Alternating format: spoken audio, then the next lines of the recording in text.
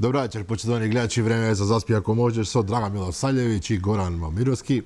А вечерва наш гостин за прв пат во студиото, што сметам дека е неисправно што дури сега е прв пат во нашето студио, политичкиот аналитичар господинот Петар Арсовски. Добра вечер. Добро вечер, благодарам на поканата. Имаме многу интересен разговор пред нас, барем такви се очекувањата. Арсовски, вие следите политичката ситуација во Македонија долги години наназад од повеќе аспекти. Ова што сега се случува и во двата табори, условно кажано и во двата табори во македонскиот дел од политичката сцена, покажува можеби невообичаени тремори на само неколку месеци пред изборите. Зошто го кажувам тоа? Од една страна имавме една ситуација во која што актуелниот лидер на ВМРО-ДПМН, Христијан Мицкоски, се најде во колизија со поранешниот премиер Никола Груевски, кој што сега е во Будимпешта. Од друга страна, во СДСМ, можеби неочекувано, можеби не, вчера се појави една порака од господинот Мартин Костовски, чинам, пратеник во Собранието, кој што ничим изазва, нели, им порачува на своите сопартици да се обединиме, додека уште имаме шанса. Сега не го читам точно во детали, затоа што заедно сме посилни, нешто така, а разединети одиме по ѓаволите од прилика. Што се случува? Мислам дека во поголемиот дел од партиите во Македонија има еден процес на транзиција кој се случува. Во СДСМ таму е најлесно заминувањето на Заев и доаѓањето на Ковачевски носи своји промени. Носи адаптација на новото раководство и така натаму. Инаку не е прв пат на Балканот старите лидери да имаат некакви амбиции кон своите претходни партии, ако се сеќавате, Бранко Црвенковски го замрза своето членство во СДСМ. Претходно имало потреси и таму. Во ВМРО-ДПМН е актуелна во моментот ова колизија на ставови помеѓу Мицковски и Груевски, што исто така не е невообичаено за Балканот. Ду има своји проблеми со огнената група и со одвојувањето, па си одат, па се враќаат, и така натаму. Албанската опозиција исто така ќе се спојува, нема да се спојува, може да се спои, не може да се спои заеднички настап или не.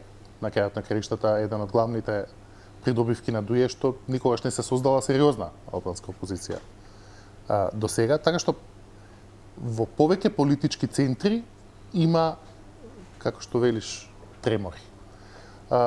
Тие не се невообичаени, дел од нив се многу прозаични, би рекол, а тоа е вечниот блажен сон на балканските политичари да бидат вечни политичари, да никогаш да не си заминат, кога ќе си заминат, ако може партијата масовно да плаче по нив, дека може масовно харикири да направат. Тоа би ги направило најсреќни. А дел има влијание постојаната системска, сакате политичка, сакате криза на клиентелизам, сакате криза на корупција, сакате политичка криза, сакате геостратешка криза, која системски ги заморува и политичките центри, но и гласачите, и граѓаните. И ние се соочуваме со една трансформација и на електоратот, и соодветна трансформација на политичките центри, која се движи кон еден дефетизам, еден цинизам кон политиката воопшто. Вие ако ги погледнете последните бројки на анкетите, ќе видите дека младите од 18 до 36 години се едно 4 пати помалку заинтересирани за политика од постарите генерации. Дело тоа е нормално. Кога си млад, не те интересира. Јас да сум 18 години, најмалку што би сакал да слушаме, да се слушам себе кога зборам на емисија нормално. Но има дел кој е засилен.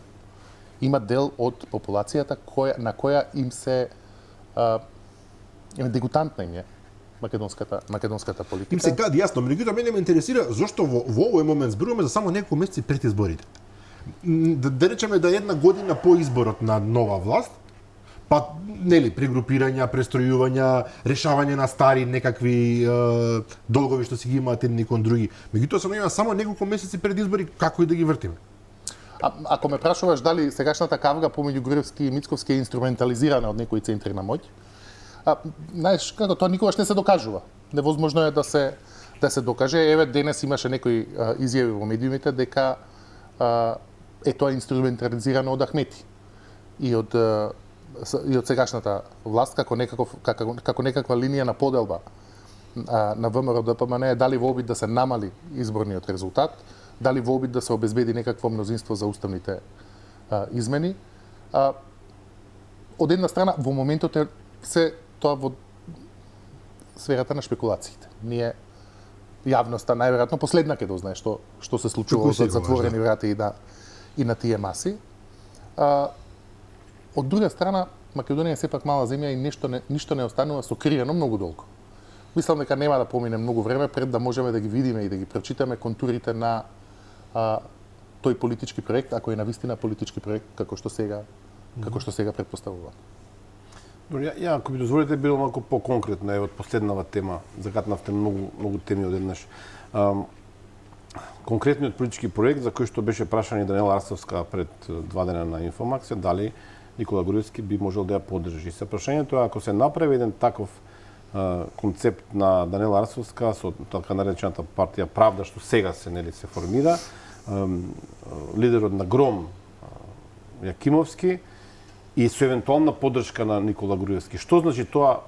Сега вие не сте во бавањата да ни кажете точно бројки, дали може тоа некако да ја измести ситуацијата со оглед на тоа што досега барем не слушнавме вака од видни членови на ВМРО ДПМН дека му даваат поддршка на Груевски. Има поддршка, се разбира, на социјалните мрежи, и тоа вака некој звучно име не видовме. Може ли овој концепт Јакимовски, Даниела Арсовска и Груевски да направи некакво поместување на политичката сцена? Како што велиш, не сме бавање за да може да предвидиме точно, но можеме да ги погледнеме варијаблите кои можат да влијаат на тој исход. Прво сакам да расчистиме една дилема. Сегашните промени на кривичниот законник не можат да го вратат Груевски во Македонија. Бидејќи дел од неговата условно речено правна судбина веќе не е во рацете на законодавната власт, него веќе се работи за судски пресуди, се работи за некои дела кои не може да застарат 30 години ми е рокот на застарување така. Така што со сите промени на кривичниот законник, се уште Груевски не може да се врати тука и од слобода да тера политичка кампања. Што е едната варијабла која влијае на тоа. Втората варијабла е колку може да се конституира Груевски ако таа кавга ескалира до тоа тој да направи своја изборна листа. Прво, дали ќе ескалира кавгата до таму, да тој одлучи да прави изборна листа. Досега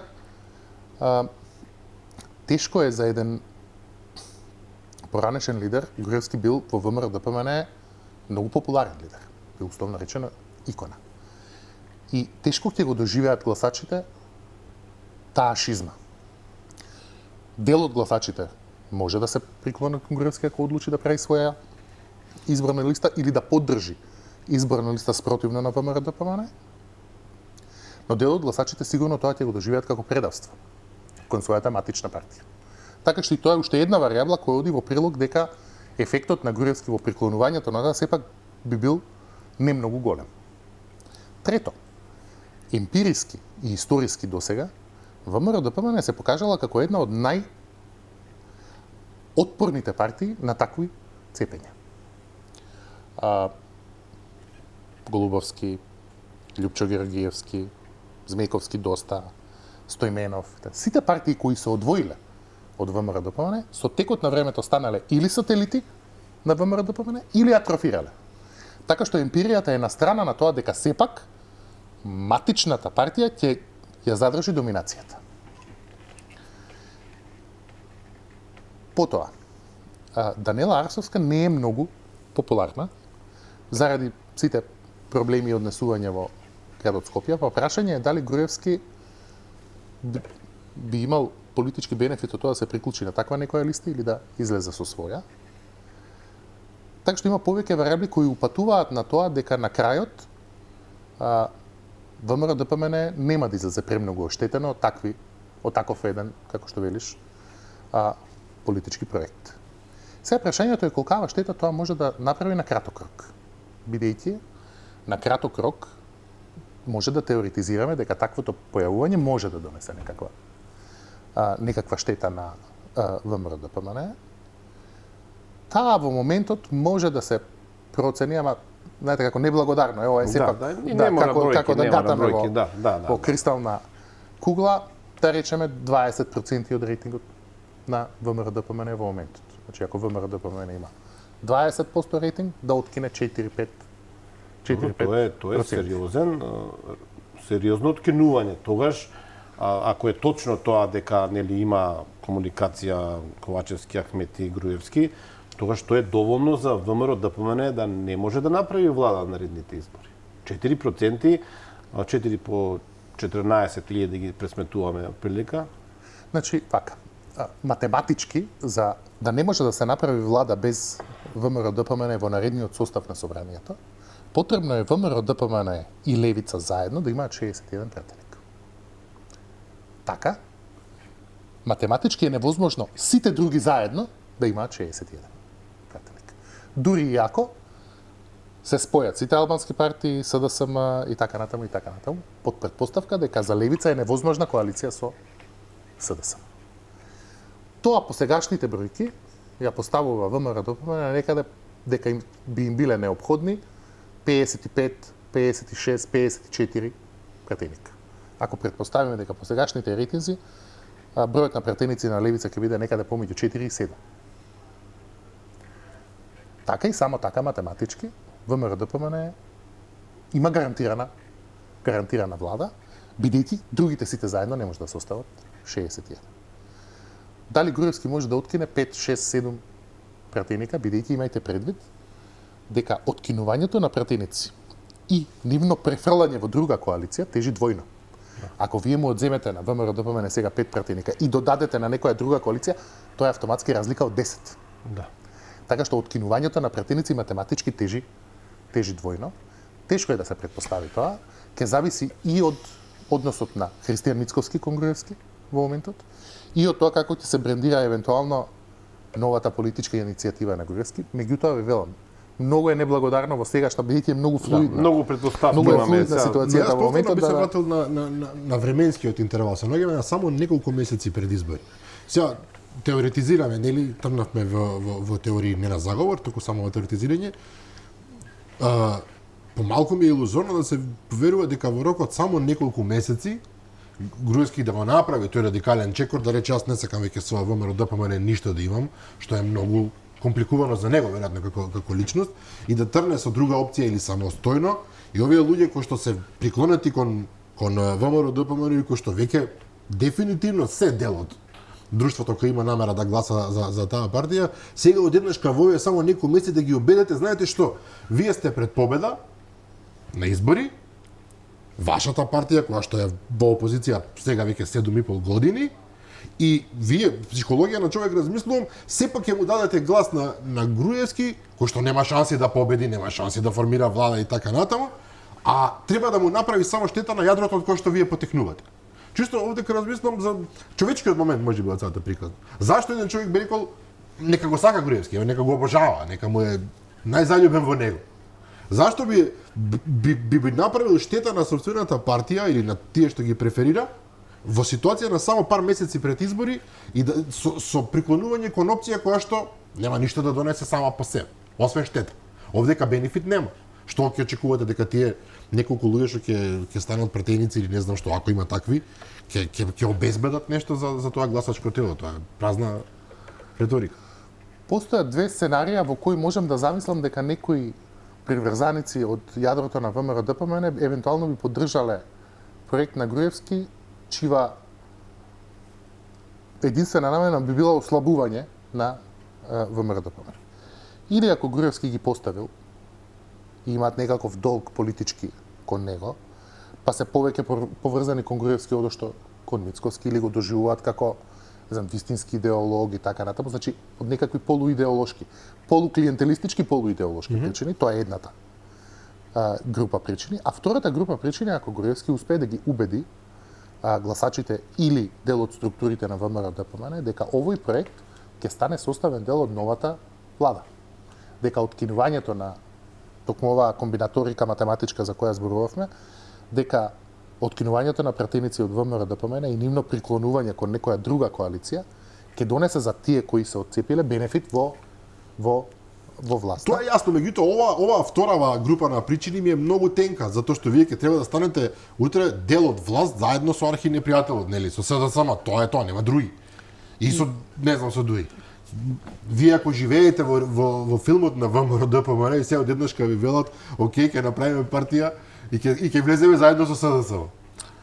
Гамбите тоа во секој случај, но да не преюдицираме дека не е возможно. такви работи не се случувале. Например, 2006 Тито Петковски се одвои од СДСМ и собра едно 5-60 000 гласа. И влезе потоа со ВМРО ДПМН. И всушност тие 5-60 000 гласа беа причината зошто ВМРО ДПМН состави влада.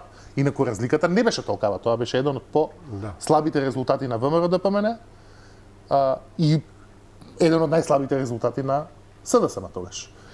И ако гласачите доживеат како што тогаш доживеале гласачите на Тито Петковски, дека ќе бидат кингмейкерот, условно речено, дека баш тие ќе одлучуваат и ќе можат да го продадат својот политички капитал на политичкиот пазар најскапо што може да се прелажат. Односно може да се одлучат на таков чекор, но се согласувам за просечниот гласач на ВМРО ДПМН поддржување на иницијатива чија во моментот единствена цел изгледа да се ослаби матичната партија, ќе биде голем гамбит во политичка смисла. Зошто ги исклучувате така наречената албанска опозиција? Мене не ми се допаѓа таа фраза, затоа што албанска опозиција е демократската партија во Албанија, например. Овде е да речеме политички коректно албанските или политичките партии на албанците во Македонија, добром за БЕСА, движењето на Изет Меджити и на Алтернатива. Зошто ги исклучувате како можност да направат влада со ВМРО ДПМН? Ќе добијат забрана од некаде или заради некакви Не ги исклучувам. Не ги исклучувам, но сметам дека Ако правите математиката, ВМРО ДПМН со левица, нели? Што според мен исто така неприродна коалиција, заради тоа што има сериозни, нели? Мицковски не крие дека левица не му се посакуван партнер, ниту Дуи. И не крие дека за него посакуван партнер е албанската опозиција, но сепак како што зборувавме, имавме еден мал разговор пред емисијата, бројките треба да го дозволат тоа. И за тоа сакам да зборуваме посебно, тоа е посебно прашање. Така е. Јас не сметам дека за ВМРО ДПМН е невозможна, напротив, мислам дека ми изгледа по политички посакувана варијанта да направат коалиција со сегашната албанска опозиција. Мицковски јавно вели дека време е Дуи да оди во опозиција, тоа е негов јавен политички став. И претпоставувам дека за нив посакувана варијанта се но сепак меѓународната заедница, Дуи, СДСМ и така натаму, повеќе влијание би имале врз албанската опозиција теоретски, одошто врз левица. Така што за мене останува проценката дека единствена математичка комбинација во која ВМРО ДПМН е неизбежен дел од новата влада е, ако бројките не дозволуваат сите други заедно, да состават 61 пратеник. Бидејќи тогаш ќе влезат во игра и овој притисок за уставните измени. Кој очигледно е дека сега не може да најде своје ефектуирање во собранието, а и колку што го разбирам ставот на ВМРО ДПМН, бидејќи сега знаете како што се менува политичката ситуација и тие го адаптираат својот став на нова настаната, но колку што ги разбирам, тие се подготвени да разговараат за евентуална поддршка на уставните измени под нивни услови по евентуалните избори. И јас очекувам дека таа голема варијабла на политичката сцена како фактура, условно речено, ќе дојде при составувањето на новата влада и затоа сметам дека албанската опозиција, која исто така има еден цврст став по тоа прашање, дека сакаат уставните измени да се случи, не е гарант за влада со ВМРО ДПМН во оваа смисла за која зборува. Ајде за уште една хипотетика. Ако се случи да ВМРО ДПМН еви со левица, што нема доволно, да речеме 59, на пример, а 61 има сите албански политички партии СДСМ. Дали тогаш ќе имаме бугарско сценарио или ќе имаме некакво друго сценарио? Ја не можам да замислам дека таа влада би обстанала подолго од 3, 5, 6 месеци. Па и бугарските влади не обстануваа многу. Бојко Борисов победуваше избори 3 пати барем во последните неколку месеци и се повторуваше затоа што беше прогласен за политички лепрозен од сите други политички партии, така што не е невозможно тоа сценарио. Особено ако меѓународната заедница тогаш одлучи да во договор со сите албанци уставните измени ги стави како услов за формирање влада. Тоа сценарио не е исклучено. Да, но тоа автоматски повлекува дека на следните избори, ако сите албански партии влезат со СДСМ, сега вака моја лаичка предпоставка е дека тогаш рейтингот на ВМРО ДПМН кај македонците драматично ќе се зголеми. Се создава една нестабилна ситуација во која се создаваат нови поделби на линија помеѓу македонците и албанците, тоа е факт. Тие и сега постојат. И точно е дека тоа носи ризик од дополнителна етничка радикализација кај македонското гласачко тело, тоа е неспорен факт. Од друга страна, албанската опозиција, се согласувам со Горан околу терминологијата, меѓутоа сепак подразбираме на опозицијата кај албанците во Македонија. Од вчера барем го закрупнија процесот на дефинитивно одвојување од ДУИ. Ако не се лажам, еден од нив порача дека тие ќе излезат со сопствен кандидат, сите три, заедно за председател. Тоа е, би рекол, чиста директна најава дека нема да одат на следните избори со ДУИ, како што сме навикнати, како да завршат како некоја нивна второкласна лепенка. И албанската опозиција не крие дека за нив примерна причина за спојување е да се детронизира ДУИ. И дека нивниот примерни политички проект е да го однесат ДУИ во опозиција. Но немојте да забравите дека меѓународната заедница има многу влијание кај албанските партии. И во регионот и овде особено, веќе помалку во Косово и во Албанија, но овде се уште тоа влијание е исклучително силно. Ако се и тука се треба да направиме една мала дигресија за меѓународната заедница, особено за Соединетите американски држави. Уставните измени, односно процесот на затварање на евроатлантските интеграции на Западен Балкан е веќе прашање на безбедност. Веќе прашање на геостратешка безбедност. И тука ракавиците се низ прозор.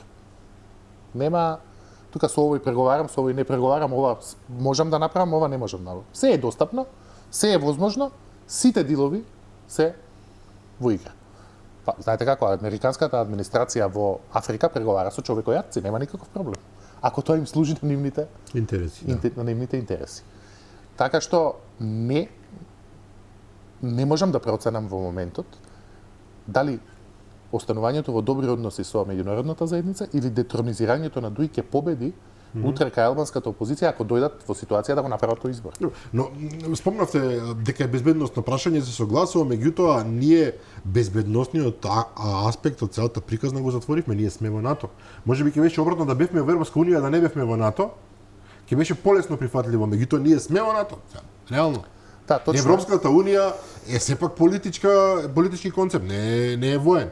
Ние сме во организацијата која што заедно ќе се штити од Русија, теоретски од Кина, од не знам кого. А дали сме во или не? Па ајде да го погледнеме Балканот во една условно речено Google Earth перспектива. Јас гледам дека во наредните барем 10 години ќе имаме нова биполарност во светот.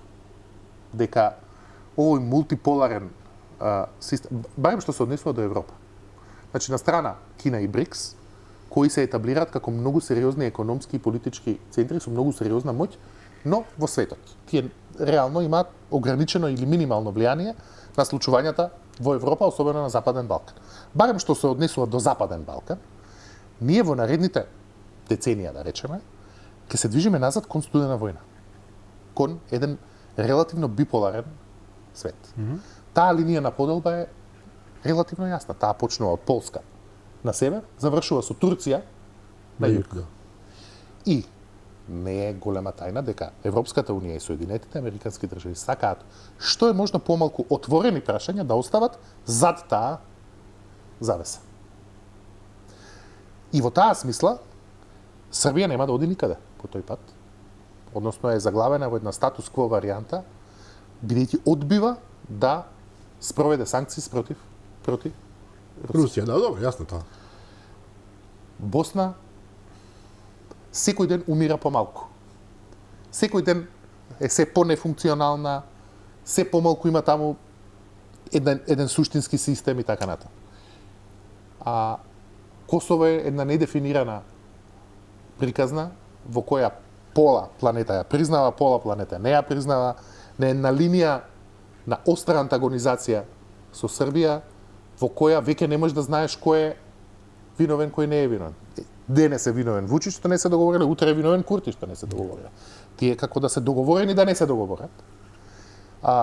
Црна Гора, зборувам од перспектива на меѓународната заедница. Црна Гора имаше еден значаен изблик на напредок, сега повторно таму се урушува политичката ситуација, имаме пред нас еден релативно среднорочен период на нестабилност. Не може влада да направат никако. Така е. Во Македонија е во една шизофрена ситуација, реално сме во НАТО, припаѓаме на Европската унија, цената не ни се допаѓа. Едноставно, поголеми од мнозинството од македонците во Македонија, цената за Европската унија во моментот не се подготвени да ја платат, без на тоа дали јас мислам дека е тоа правилно или неправилно. И останува Албанија. Албанија е единствената земја од овие на Западен Балкан која ќе може да направи некаков напредок. Но на меѓународната заедница гледате дека има координиран притисок кон сите држави да ги затворат своите дилеми околу евроатлантските интеграции. Тие едноставно би сакале од оваа страна на таа завеса да имаат чист простор. Не се работи само за безбедност во смисла на тоа дали ние ќе поставиме овде С-400 ракети или ќе поставиме томахавки. Се работи и за влијание на медиумската сфера, се работи за влијание на наративите, се работи за дезинформација и влијание на социјалните медиуми, се работи за soft power, се работи едноставно за една заедничка приказна во која тие одлучиле дека овде не сакаат дополнителни проблеми, отворени прашања. И сега ние може да се бориме против тоа, но на крајот големите наративи според мене ќе победат. Добро, прашањето претпоставам тука е во секоја од земјите какви околности ќе се создадат и како политичките играчи ќе успеат да го убедат меѓународниот фактор дека тие можат да го остварат тоа што се очекува. Мислам се поставува кај нас една особено од страна на левиот фронт условно кажано позиција дека тие се единствените кои што навистина имаат желба да влезат во Европската унија, дека десните се антиевропски расположени, дека тие не сакаат Европска унија, дека тераат и така натаму. Реалноста е дека ВМРО и СДСМ во најмала рака еднакво сакаат да влезат во Европската унија. Со само друго е начините и колку може тие начини да бидат побезболни за нас. Што е право, македонските гласачи и всушност македонскиот електорат има една серија на авансирани фактури кон меѓународната заедница за нашето интегрирање во ЕУ, за кои ние сме ја платиле цената, а робата никогаш не сме ја добиле. Точно. Значи, во таа смисла, ниту локалните политички елити, ниту меѓународната заедница пред се Европската унија, не успеа да го испорачаат тоа што го ветија или да ги менаџираат очекувањата за тоа кои се реалните придобивки кои можат да ги ветат и испорачаат. Таков беше случајот со Преспа. Очекувањето неправилно беше дека завршувањето на договорот со Преспа ги затвара билатералните прашања за Македонија со сите соседи и дека тоа по автоматизам значи членство во НАТО и почеток на преговори кои водат кон забрзано членство во Европската унија, што не се оствари. На тоа се појави француското вето, на тоа се појави бугарското вето, на тоа се појави и ние сме сега, знаете како, не е спорно дека македонскиот електорат, па и ако сакате двете поголеми македонски политички партии, генералната стратешка определба им е членството во ЕУ. Тоа помеѓу другото се покажува и на анкетите, каде се уште имате некаде околу 70% од вкупните граѓани на Македонија кои велат дека се за членство. Тие се разликуваат во тоа која цена се подготвени да платат за тоа членство. ВМРО ДПМН вели, оваа цена не сум подготвен да ја платам за тоа членство, а кај СДСМ таа цена е релативно повисока која се подготвени да ја платат. И ние сега се наоѓаме во една многу чудна ситуација. Јас ќе ми дозволувам мене да ме нарекувате ЕУ фундаменталист без никаков без никаков проблем. Ние сме во една многу чудна ситуација што се однесува до уставните измени. Замислете си дека се тргнале на одмор и сте уплатиле скап хотел, скапо, и сте го платиле хотелот авансно, сте се договориле, сте се спакувале и возите на кај хотелот, навлез на хотелот се вика сте платили 1000 евра за одмор. Да речеме и на хотелот се вика сега треба уште 5 евра за паркинг. Вие викате овие 5 евра за паркинг, не ги платам, се пакуваме, се враќаме назад. Да, ама го изгубивте и одморот. Сакам да кажам, нема поента во одбивањето на уставните измени ако ние заедно со тоа не го преговараме и основниот пакет. А тоа е преговарачката рамка и протоколот со Бугарија.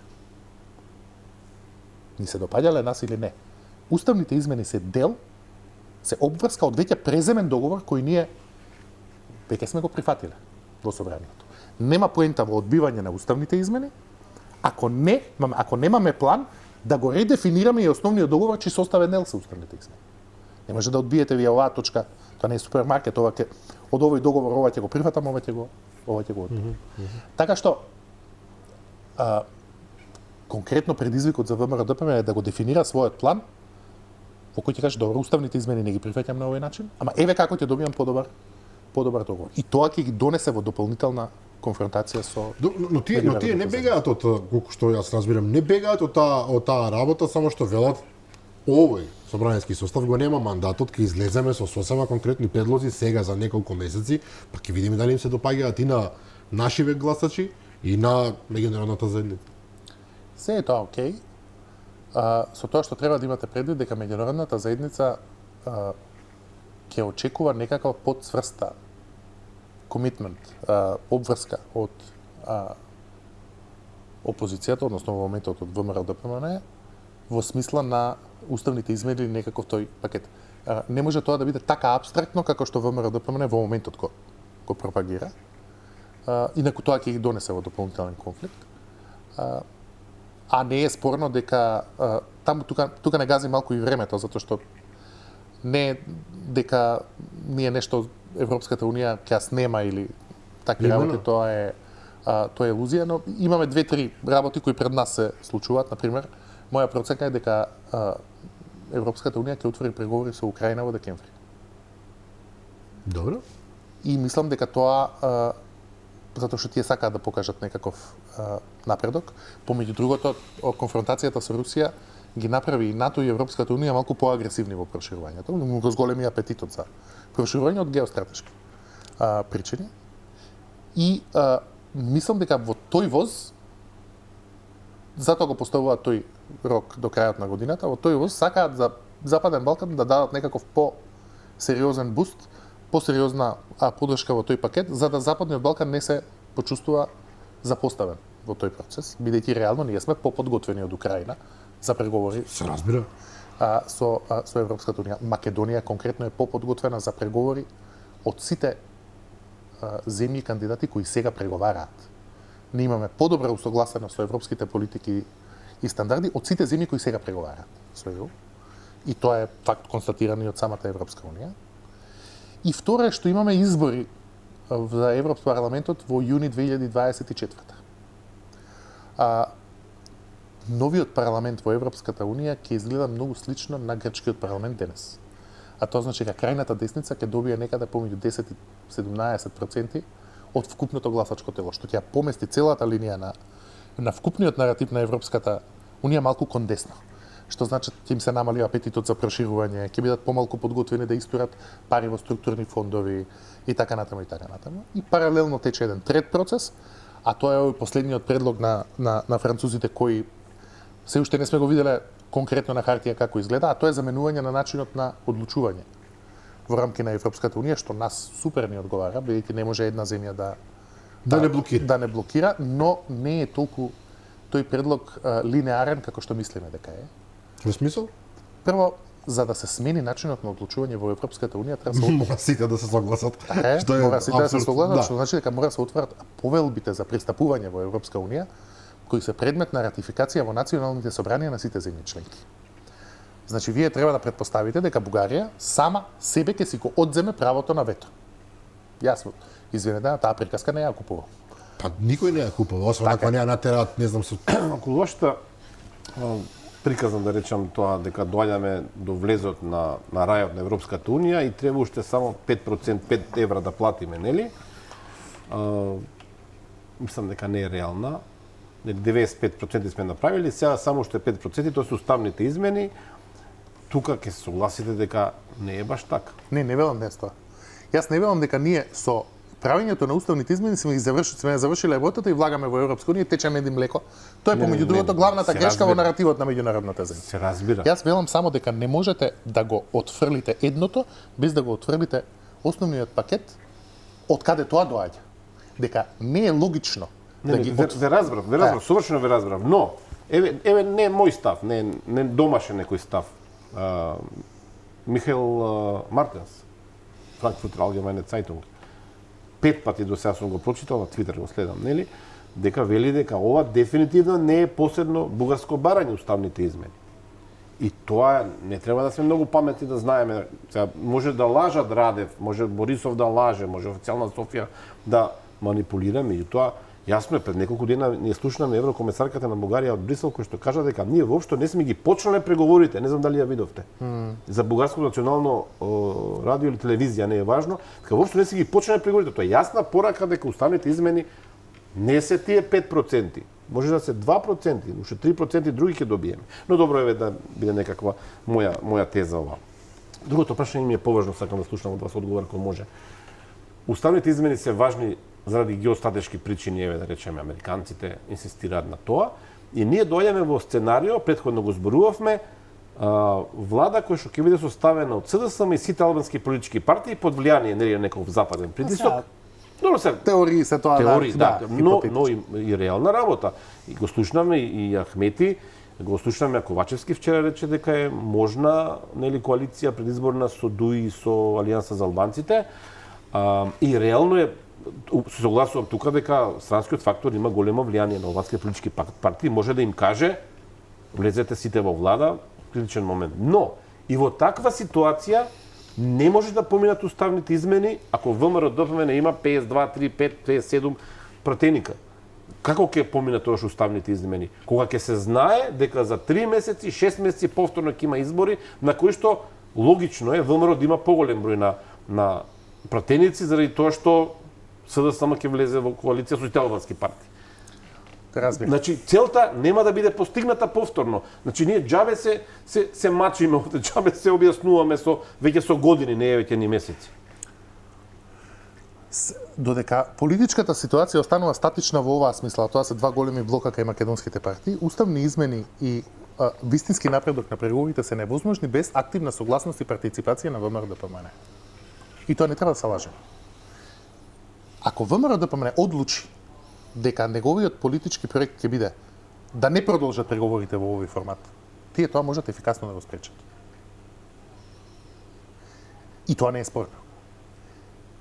Но истовремено е наивен погледот дека ВМРО ДПМН ќе има розова ситуација ако после се ова повторно изгуби на изборите, односно не се остави влада. Ќе се појават сериозни внатрешни проблеми во ВМРО ДПМН, чиви наговестувања веќе гледаме сега. И прашање дали тие ќе можат да издржат втора тура, трета тура на избори. Така помеѓу другото Бојко Борисов губеше, крвареше рейтинг низ тие неколку пати избори кои ги спомнавме. Што се однесува до уставните Само да потсетам, Бојко Борисов беше на власт и беше обвинет од најмалку 3 моćни партии во моментот во Бугарија, релативно моćни, дека тој е најкорумпираниот премиер и во сосема друга ситуација. Овде доаѓа ВМРО ДПМН во оваа ситуација од релативно чиста опозицијска позиција каде што немал можности да краде на централно ниво, да речем. И малку е нелогично, особено велам, ако СДСМ влезе со сите албански политички партии, јас сум убеден дека огромен број од луѓето кои што досега гласале за СДСМ, и еве, впрочем го забораваме Максим Димитриевски. Да, знаеш како, многу се тие сценарија хипотетички. Да, Прво, и покрај водството на ВМРО ДПМН анкетите, ќе се направи некаква комбинација да не бидат. Тоа треба да почекаме дали може да се случи. Може да не може да се случи. Второ, ако тоа се случи, ВМРО ДПМН ќе се преориентира на порадикална позиција, македонците масовно тоа се многу хипотетички сценарија. Сега се навратам на една теза која спомена на почетокот на твоето прашање, тоа е дека не е спорно дека сценариото завршите ги уставните измени и натака е се надоле е многу розов сценарij. Апсолутно не е точно. Дека ние ако ги завршиме уставните измени, дека ние сме завршиле се и помеѓу другото еден од главните проблеми на наративот на меѓународната заедница е што не ги менаџира реално очекувањата на македонските граѓани околу тоа како изгледа патот пред нас. Не, ние треба да ја завршиме уставните измени за да почнеме да работиме.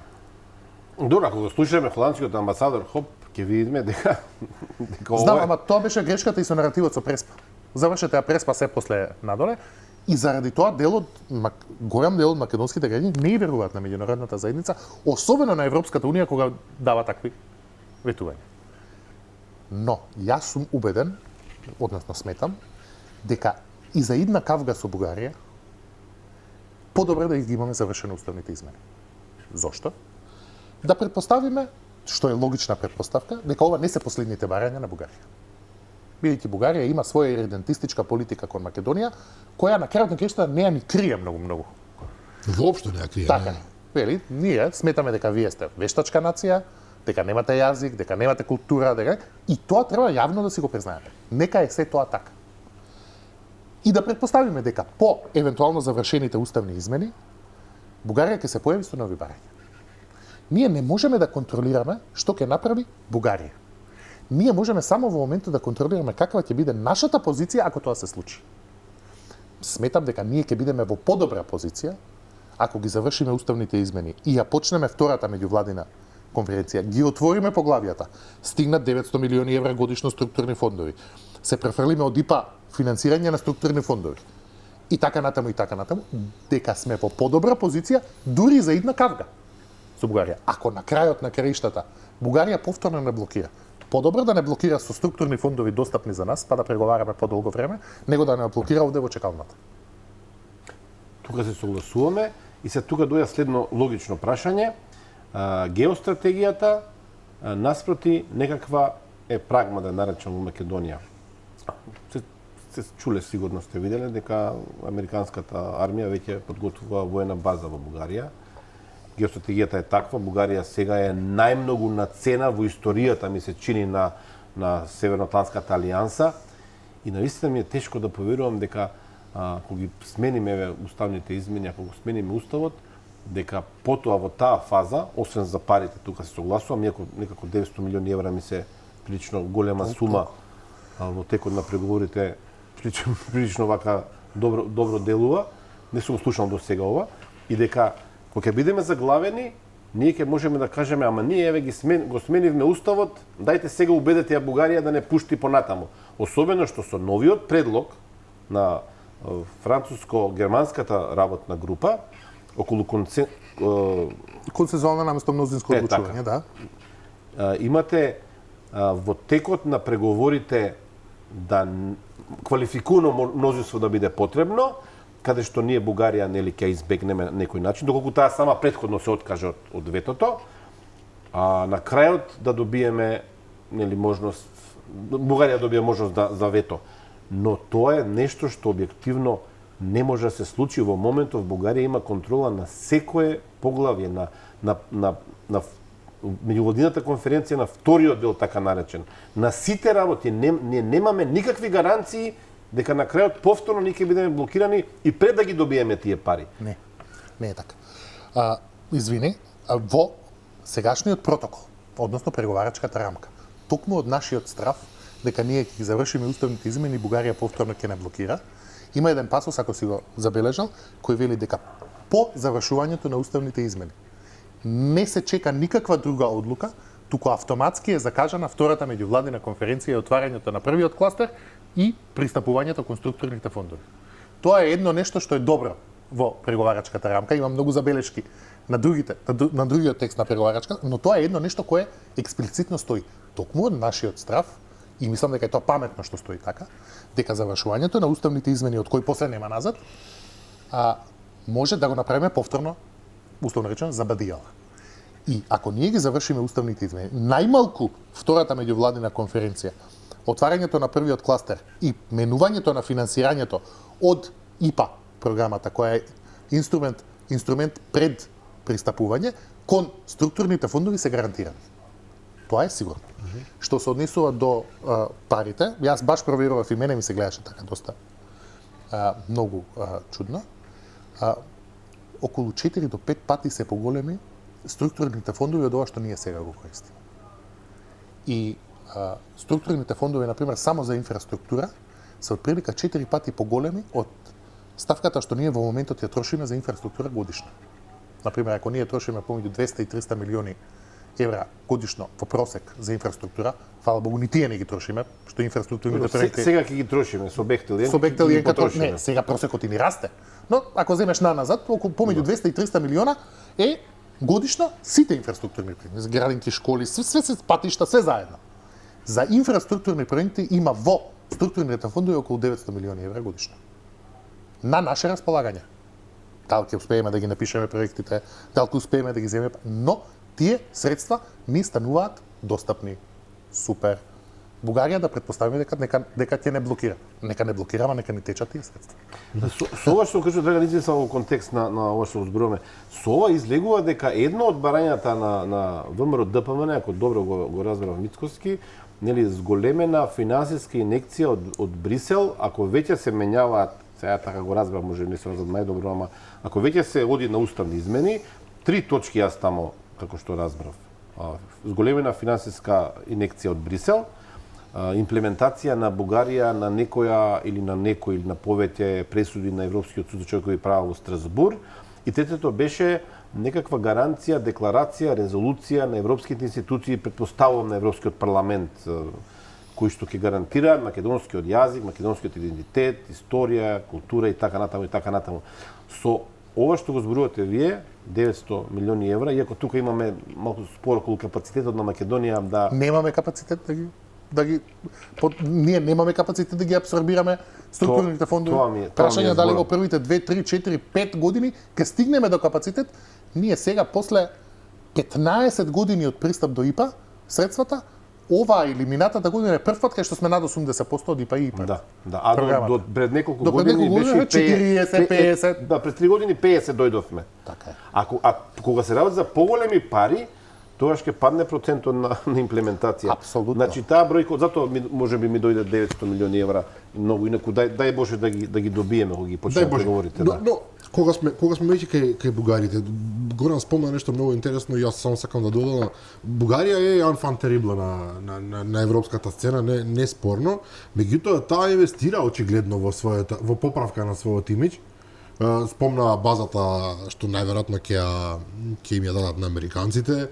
Од негде ископаа ракети С-300, што ќе ги дадат на Украина во критичен момент, иако нели во Бугарија има и еден прилично силен проруски сентимент. Нели сите овие чекори што ги прави Бугарија, апсолутно ќе ја зајагнат нејзината позиција во однос на нас. Затоа што бугарите со сите овие кредити што ги даваат сега, утре кога ќе постават нови, а многумина се плашат и невозможни услови за Македонија, какви што според мене и овие сега се, никој нема да рече па добро, жал ни е за македонците, туку ќе речем гледајќи овие усред војна им дадоа на украинците ракети, дадоа бази, дадоа се што треба, Црно море не го штитат.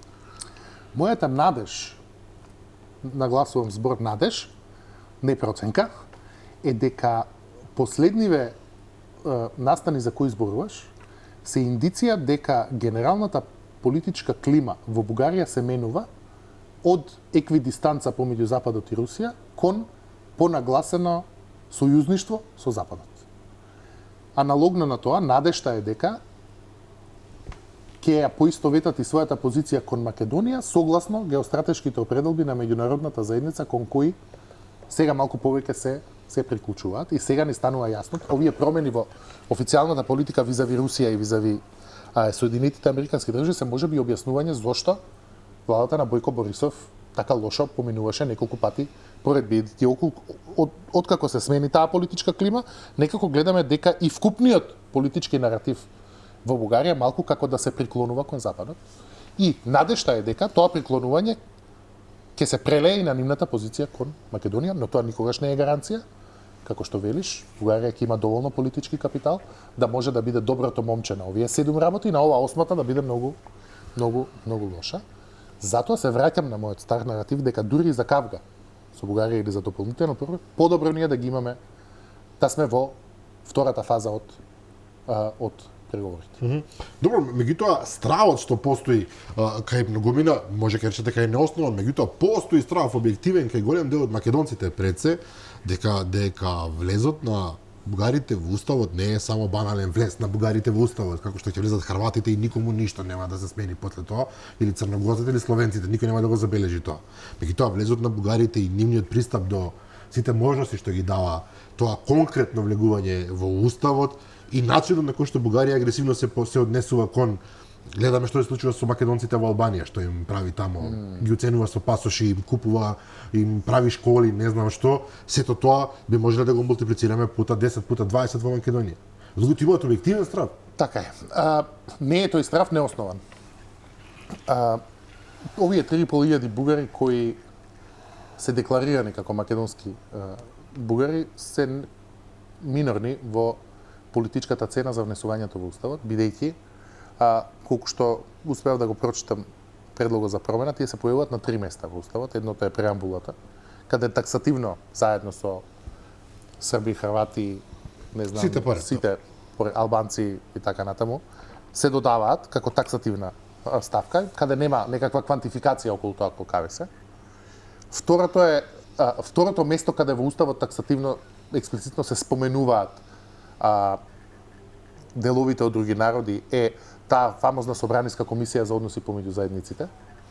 И третото кај што се споменуваат има еден член во уставот кај што вели македонската држава се грижи за својата диаспора, како и за диаспорите на македонските граѓани кои се делови од други народи, како албанци и така натаму и така натаму и така натаму. И таму би требало да по протоколот, ако се следи стриктно словото на протоколот со Бугарија кој вели кај што се споменуваат другите националности таму и бугарите, тоа се трите точки каде тоа би се сменило.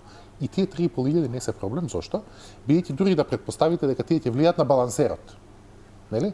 Ние имаме во Македонија нешто што се нарекува балансер, кој вели дека тие не го фаќаат тој трешхолд. Тие 3.500 дури не влагаат во балансерот. Но што ние 120.000 од прилика со пасошче? Вистинскиот проблем е што Бугарија и тоа не го крие. Во секој даден момент и сегашните промени во односно првото читање на законот кој помина во бугарскиот парламент со консензус помеѓу другото за објавување на македонските граѓани кои земале бугарски пасош, може да биде индиција дека Бугарија ќе каже утре, дечки, вие немате 3.500 бугари. Вие имате 150.000 бугари, 120.000 бугари, 60, не знаеме. Па кој знае колку излезат само? Не знаеме колку ќе излезат таму. Само Бугарија точно знае, веројатно. Сега да ме кажа. Што ги спречува Бугарија тоа да го направи со или без промената на уставот? Таму вистинскиот проблем е што 120.000 македонски граѓани своеволно потпишале изјава на нотар дека се чувствуваат како бугари. Не само тие, туку ако не се лажам, таму пишува и дека нивните родители, дека се... Па има таму една формулација колку што се сеќавам, бугарски происход, дека потекнуваат од бугарската. Да, не лично тие дека се чувствуваат како бугари, туку дека имаат потекло нивни предци. Ама тоа е бугарската теза и инаку тие немаат проблем со македонците, сега имаат проблем со македонците четврто. Вие имате проблем секако со тие десетици, стотици илјади граѓани кои тоа го направиле. Ги имале бугарите во уставот или не? Ништо не ја спречува Бугарија утре да ги објави и без да ги решиме ние. Без да ги направиме уставните измени, да каже, добро, вие имате 120.000 декларирани бугари во Македонија. Тоа е една будалаштина од страна на Бугарија, зошто, бидејќи пред да влезе Бугарија во Европската унија, многу бугари земаа, например, германски пасоши. Тие бугари кои земале германски пасоши, кои се вратат во Бугарија, белки не ги попишуваат како германци, него се попишуваат како бугари во Бугарија, така и македонците кои земале бугарски пасош од чисто економски причини, например, вие имате многу возачи на камиони. Јас не познавам ни еден човек со бугарски пасош што е убеден дека е бугар. Сите се од затоа што во Англија има јагоди да се берат. Така е, но за жал тие потпишале документ каков што потпишале. И ние сме сега во проблем ги направиле или не ги направиле уставните измени. И само бидејќи доаѓаме речиси до вестите, албанските партии сега за сега посилно од опозицијата, меѓутоа и дуи полека но сигурно најавуваат дека при отварањето на уставот ќе треба и некои нивни проблеми да се решат. Многумина се прашуваат што точно тука ќе влезе во таа приказна, колку ќе биде тоа бенигно, а колку ќе биде суштинско. Се фативме за оние 20% кои што нема да бидат 20% кои ќе бидат албанскиот народ, меѓутоа некако се шири, се растегнува кругот на можности. Дилемата околу 20% е малку поширока дилема од што само процентуалноста на јазикот. Ако вие оставите во уставот одредница од 20%, тој устав и покрај тоа што е во основа групно етнички, задржува една граѓанска компонента. Зошто? Веќе вели дека било каде на локално или национално ниво, каде што ќе се појави етничка заедница, која е над 20%, па нека биле Срби во Куманово, нека биле турци во Штип или не знам каде, нека биле Центар Жупа е. Апсолутно, да. Жупа, ги уживаат правата по основ на една квантифицирана меритократска, условно речено, позиција. Ако вие тоа го избришете, тоа не е дебата околу 20%. Тоа е дебата околу тоа дали сме ние мултинационална држава во која на секоја заедница која има 20% или сме бинационална држава во која македонскиот и албанскиот јазик ја уживаат таа заштита, а другите како ќе се договориме. Тоа е малку поширока дебата за која не сум мислам дека нашето општество нема во моментот капацитет. И вториот аргумент ми е релативно сум сигурен дека меѓународната заедница, ако ние успееме да се договориме македонските партии за отварање на уставот и решавање на овој проблем што не отвара кон втората фаза на преговорите со ЕУ, сигурен сум дека притисокот кон албанските партии ќе биде огромен да не прават проблем околу 20%. И верувам дека, односно моја проценка е дека ако тоа се случи, тие ќе ги подржат овие промени на уставот, а 20% ќе останат да се дебатираат понатаму. Имам прашање, но ќе го ставиме во овој контекст околу мултиетничноста и можната дополнително, не сакам да кажам федерализација, ќе го ставиме за повестите. Запомни го, да, значи овдека бараме почеток на кратките вести, разговараме да повториме уште еднашка со политичкиот аналитичар Петар Арсовски.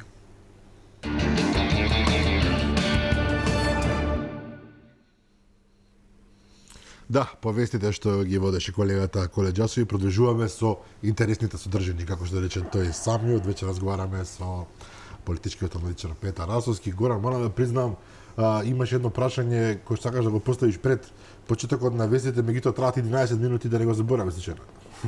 На мои години веќе почнуваме да забораваме, особено после ковидот. Да, зборуваме претходно за стравовите од влезот на бугарите во уставот, за можното ново вето или нови услови, уцени од Софија и така натаму. И зборуваме за тоа што ќе промени влезот на бугарите во уставот во смисла на нивно споменување, рековте, на 3 места. И споменавте уште една работа околу граѓанскиот концепт, мултикултурниот концепт на државата, и сега тука се наметна едно сериозно прашање од формално правна природа, тоа е составот на комитетот за односи меѓу заедниците. До сега тоа беше на ниво 7 македонци, 7 албанци и 7 од останатите етнички заедници во Македонија. Сега составот е, чинам дека беше 16 и 11. Мислам дека се 43 или 41, може би 9 сите останати заедници што ќе влезат во уставот, нели, тие што се постоечки, што дава една сосема нова форма на односите меѓу заедниците. Дава впечатот дека Македонија со оваа промена се претвара во, рековте преска, бинационална држава. Законот за јазиците, нели, фамозниот, не се споменува ниту еден друг јазик, значи имаме практично билингвална држава и имаме заедници кои што се представени со по 16 представници, а останатите сите по еден. Например, ако земеме дека во Македонија има 500.000 албанци и има, да речеме, 100.000 турци, соодносот е 5:1. Овде, според Уставот, Комитетот за односи меѓу заедниците излегува дека има 16 пати повеќе албанци од турци, роми, срби, власи, бошњаци, така натаму, што нема некаква логика. Каква порака се испраќа со ваков состав на комитетот? Комитетот за односи помеѓу заедниците, не знам дали сте погледнале какви ингеренции има. Дава препораки, учествува во формулација, има повеќе протоколарна улога. Во таа смисла, мене не ми пречи да бидат презастапени заедниците, а помалку да биде застапена мнозинската заедница, бидејќи секоја комисија за односи со заедниците, во основа, идејата е да се штитите од мајоризација. Значи, да дадете позитивна дискриминација на оние кои се малцинства. И по некои велат дека е тоа мерило за созревањето на некакво граѓанско општество. Повеќе би бил среќен на тврди квоти во комисијата, толку колку што се застапени, со тоа што помалите етнички заедници не може да имаат помалку од еден представник. Така што дури ако се 0,5% или 0, тие мора да имаат еден представник натре. И во таа смисла комисијата за односи помеѓу заедниците не ми пречи било каков состав. Ние имаме поголеми проблеми во смисла на тоа како ни се дефинирање меѓуетничките односи. Ние имаме една колизија помеѓу граѓанскиот концепт и етничкиот концепт на Уставот. Законот за јазици ваков или онаков е донесен со политички договор, но тој својот легитимитет го црпи од Уставот. Уставот дефинира дека 20% се одредница за условно речено јазични дополнителни права. Ако квалификацијата за правата е врзана со квантитативна одредница, односно 20%, тогаш е тоа во колизија со преамбулата каде вели дека Македонија е држава на македонците и делови од други народи, што се во основа колективни етнички права, а не граѓански права. Така што тоа ни следи дополнително како дебата. Јас зборувам овде за порака, за символика зборувам. Знаете како, некако, ја помалку зборам македонците и албанците во тој контекст, но како е дојдено до бројката да 16 пати повеќе се застапени албанците во тој комитет, се согласувам. Ингеренциите на комитетот не се големи, меѓутоа во Македонија многу голем дел од дебатата политичка, ако сакате, е символика. И овде символиката е дека ние сега кажуваме вака ќе биде, а вие помалите не ме прашуваме ништо. Тоа е малку спорно. На повеќе ли ни е тоа вистина? Вие во моментот имате влада во која имате еднаков број на албански министри со македонски. Тоа не соодветствува со ситуацијата на теренот и со гласовите. Имате ситуација во која има дополнителни етнички тензии помеѓу македонците и албанците кои почнуваат со условно речено правични загрижености околу криминал, корупција, неказнивост и така натаму, но завршуваат на крајот како етничка нетрпеливост. И веќе голем дел од македонците има еден наратив, премногу им се даде на албанците. Тоа е затоа што не внимаваме на символиката, не внимаваме на тоа дека некои решенија кои произлегуваат од политички пазар имаат долгорочни последици во структурата на односите внатре во државата и не гледам дека тоа во моментот ни е прва точка на дневниот. Не ни е, но тоа е дел од концептот на владење на правото. Го спомнаме законот за јазиците. Не се имплементира законот за јазиците. Не сакам да зборам сега што кажа Венецијанска комисија, дали беше пратен, не беше пратен, па беше лажено, тоа што е неважна работа, но не се имплементира. Еве го имаме закон, не се имплементира. Тоа е тотално нарушување на концептот на владење на право. Кога го спомнав Песка холандскиот амбасадор Хоп, тој рече дека и уставните измени да ви поминат, ви имате други проблеми, имате корупција, имате. Така е. Ние како ќе се бориме со тоа, еве, сега ние зборуваме за стравови цела емисија, меѓутоа да поминат уставните измени, ја гарантирам дека првиот кластер, поглавје 23-24, правда внатрешни работи, ние тука ќе се заглавиме, нема да можеме, дори методологијата на Макрон нели е така, нема да можеме да се одглавиме никогаш, па бугарите да не спомнат воопшто. Ние ќе имаме проблем со Холандија, со Данска, со Франција, со Германија ќе имаме проблем. Тука не гледам концепт на вистина како ние ќе излеземе од оваа дупка, доколку нема политичка волја. Сега во моментов ќе согласите дека ние немаме политичка волја за правна држава. Се крие зад уставниот концепт на влезот на бугарите во уставот. Немаме политичка волја за правна држава. меритократијата метастазира на сметка на клиентелизмот метастазира на сметка на меритократијата, неказнивоста е сериозен проблем и политичките договори за неказнивост. И очекувам дека тоа ќе биде сериозен проблем во понатамошниот тек на преговорите. Сепак, подготвен сум за таа меритократија да се расправам во текот на преговорите. Ние воопшто не ни стигаме до тоа да го поправиме владењето на правото и да ја намалиме корупцијата, затоа што не стигаме до таа точка на дневен ред на Европската унија. Би бил среќен кога би стигнале до таа Или точка. тоа го користиме како алиби. Или тоа го користиме како алиби, сега и вака и така сме блокирани. Да, знаете како секогаш кога локалната политичка ситуација е блокирана во евроатлантските напредоци, локалната политичка стена станува декадентна. По правило. Никој не ве гледа, не мора да се секирате многу, владеат локалните пазари, локалните шерифи се комотни, Да, странците не се занимаваат многу странците не се со нас. занимаваат и вака и така сме блокирани. Тоа е тоа што ме плаши. Бидејќи интимното чувство ми е дека што и да е прашањето, најдобар одговор е да почнеме да ги спроведуваме структурните реформи. Неказнивост, најдобро решение е да почнеме да ги спроведуваме структурните реформи. Судовите, економската ситуација, инфраструктура, образование, здравство. Во историјата гледам дека ние само кога сме имале некаква заедничка цел и сме имале поставено условно речено задача, сме направиле суштински напред. Убаво ги објаснивте причините, меѓутоа мене вордингот ме запрепастува кај актуелната власт, кога ќе речат да, во Македонија реформи ќе дојдат кога ќе почнеме со преговори.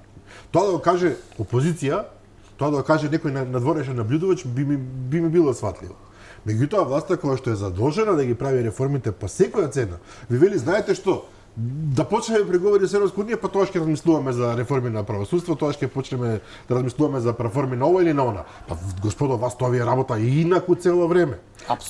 Вчера Маричич дава изјава, вице-премиерот Варичич, кај што вели па да, ми влезе холандскиот амбасадор на состанок и да, критикуваше, рече дека не е задоволен со измените на кривичниот законник, ама само тоа. Па холандскиот амбасадор што направи? Да дојде да го тепа. Да ни даде санкции. Но тоа е тоа, не сме задоволни со тоа што го правите. Значи, сега, мене не ме интересира партиска агенда во таа смисла. Токму тоа е мојата поента. За среќа или за жал, повеќе за жал, ние немаме автономен капацитет за спроведување реформи ако не се врзани со некаков надворешен напредок. Не гледам дека имаме. Тоа е ужасно. Така е, тоа е поразително, но е факт. Истовремено е факт дека не е блокадата од Бугарија не е причина зашто не ни функционираат контејнерите.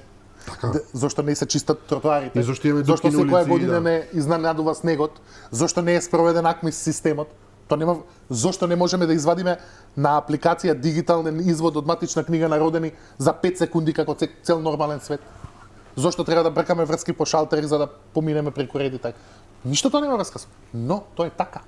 И не е така само за оваа власт. И претходно, кога сме имале активна агенда за напредок кон ЕУ, работите се случувале. Да ве потсетам, се воведе ДДВ, се воведе нотаризација, се воведе електронска наплата на даноци. Тоа сето го направи Груевски. Тогаш, но токму во периодот кога имавме некаква европерспектива пред самитот во Букурешт.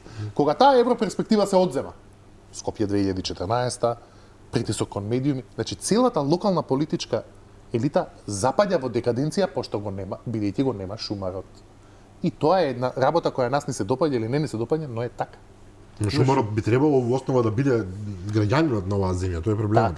Така е. Ние не успеваме да ги казниме политичките елити за нивното поведение. Имаме уште многу малку време, сакам да ве прашам зошто мислите дека толку многу инсистира Социјалдемократскиот сојуз на избори прво председателски, а потоа парламентарни? Би имало некаква логика доколку има вака објективни, сериозни можности кандидатот на власта да победи на председателските избори. Според тоа што гледаме анкетите на рейтинзите на политичките партии, многу тешко, објективно многу тешко би било тоа. Поизвестно е дека тие избори може да пропаднат. И не можам да ја разберам таа логика. Упорно Ковачевски пред некој ден повторно кажа, па и Маричич мислам дека кажа дека ќе се оди прво на парламентарни, па потоа на председателски, па потоа на парламентарни избори. Зошто таа логика во рок од 4 месеци да правиме два изборни циклуси? Па мислам дека логиката ја објасни. Ти мислам дека надежта на власта е дека за председателските избори, бидејќи се работи за два кандидати во вториот круг, дека сепак имаат поголем коалициски капацитет, особено кон албанците, за подршка на нивниот кандидат од ВМРО-ДПМН, и дека тоа им дава подобри шанси на председателските избори одошто на парламентарните, и дека евентуално таков бран на добра подршка би можела да им донесе некаква поволност на парламентарните избори. Тоа е политичкиот наратив. Правно, за изборите да се случат пред јуни 2024, собранието треба да се само распушти. Се после јуни 2024 може Државната изборна комисија да ги распише, веќе не се сметаат за предвремени. И тоа е исто нешто за кое е потребен политички договор, имајќи предвид. Секогаш досега имало политички договор за одржување на избори, особено кога постои сериозна опасност да пропадат председателските избори. И затоа нели се прави тоа варијанта на вториот круг од председателските избори се организира многу често досега и парламентарните избори. Мислам дека тоа како дебата ќе се отвори овој пат. Мислам дека таа не е завршена. Но зошто го инсистира СДСМ? Тоа Па не може ете ги ете политичката логика, се надеваат на добар резултат на председателските избори, дека тоа може да им даде ветер во грб за парламентарните, но дебатата околу тоа дали треба да коинцидираат изборите не е завршена, особено имајќи го предвид цензусот во вториот круг, кој и со намалувањето од 40% е невозможно да се постигне без активна партиципација на ВМРО-ДПМН. Ако ВМРО-ДПМН одлучи да ги бойкотира, например, вториот круг на председателските избори, тие ќе пропаднат. Па добро, се според тоа што дојде како анкета од речем од ВМРО-ДПМН блиски од нив агенции, нема логика ВМРО-ДПМН да бойкотира заради тоа што објективно тие би воделе во првиот круг, па дури да одат СДСМ, ДУИ и Алијанса заедно би воделе. Особено што сега излезе завчера Изет Меджити кажа дека албанската опозиција ќе си има свој кандидат, кој што објективно ќе освои 50-80 гласови, не знаеме точно, зависи од кандидатот. И затоа велам Може и повеќе да биде. Ако е добар кандидатот, дефинитивно. Па, Имер Селмани освои 120.000 гласа, Блирим река 150 освои. 150.000 гласа, Блирим река 90. Да, скоро 90.000, да, и објективно на бранот на ова незадоволство кон ДУИ што објективно постои кај албанците, кај голем дел од албанците што не се дел од клиентелистите на ДУИ. Што мислите, се исплатеше на ВМРО-ДПМН тоа што сериозно го нападна ДУИ со низа на афери, со низа на коруптивни скандали во последниве 4-5 месеци? Го исплатеше на ВМРО-ДПМН тоа? Да. Кај македонските гласачи, да. Постои една тензична атмосфера од македонските гласачи кон албанските политички партии, сметајќи дека тие се комотни во својата позиција, додека македонските гласачи и македонските партии се пропелкаат низ политичката кал. И тој анимозитет постои. Мислам, евидентен е. И во таа смисла конфронтацијата со ДУИ е политички опортуна за ВМРО-ДПМН. Иако, знаете како на македонската, тоа е едната причина. Втората, мислам дека ВМРО-ДПМН тешко ќе му заборави на ДУИ ескивирањето на концептот победник со победник и одлучувањето да коалицира сепак со СДСМ, и мислам дека ВМРО-ДПМН е позната по тоа што тоа дека памти политички предавства и дека не ги заборава. Мислам дека тоа е втората причина. Но на крајот ќе ви кажам дека тоа што го зборевме претходно, да, тоа треба и бројките на терен да го дозволат. Ако бројките на терен направат дека единствена можна комбинација е ВМРО-ДПМН и ДУИ, односно ВМРО-ДПМН добие многу значителна подршка кај македонскиот електорат, а ДУИ добие многу значителна многу значителна подршка од албанскиот електорат, ќе најдат начин да се договорат. Да, веројатно ќе мора. Но каде е маргината тука? Сега се зборуваат многу сценарии има. Ако ДУИ освои 18 пратеници, а албанската опозиција освои 8, тогаш немате простор за разговор. Но каде е маргината? Ако освојат 15 со 13, 15 со 11, 14 со 12. Има многу шпекулации околу тоа што е окей, што не е окей. Например, минатиот пат ДУИ за два пратеника, 42-44, одлучи да коалицира со ВМРО-ДПМН, што е во овој случај беззначајна разлика. Дали имате 42 или 44 пратеника, не е многу драматично, но например ако има едната коалиција 50% повеќе, 15-10, тоа е политички проблематично, но во разговорот пред да влеземе во студиот, мислам дека тие потегна вистинската дебата околу тоа, односно вистинската математичка формула.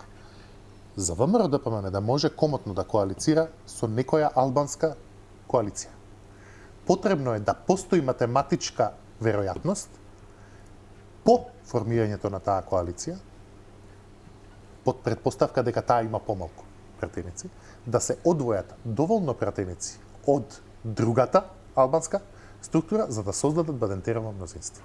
Значи потребно е да постои математичка операција, да постои и политички изглед дека откако ќе ја формира, да предпоставиме дека, значи да направиме хипотетичко сценарио. Во моментов е тоа 31 пратеник не се македонци, потребно е 16 за да се поминат законите по Бадентер. Изглед да се дојде до 16 дури по формирањето на таа коалиција, односно да направи коалиција со една политичка структура, после да откине пратеници од другата, за да создаде Бадентерово мнозинство. Треба да има таков политички план. Добро, no further questions, што би рекле во Америка. Би имало уште, меѓутоа доволно е, повторно додавме до полног. Петар Насовски, политички аналитичар, благодариме за вечерта. Фала на поканата. Почитувани гледачи, тоа беше се за вечерва. Повторно морам да кажам, во 15 часот ќе биде репризното издание, а во 22:30 ќе ви се јавиме повторно јас и Горан Маминовски со нови гости. До тогаш пријатно.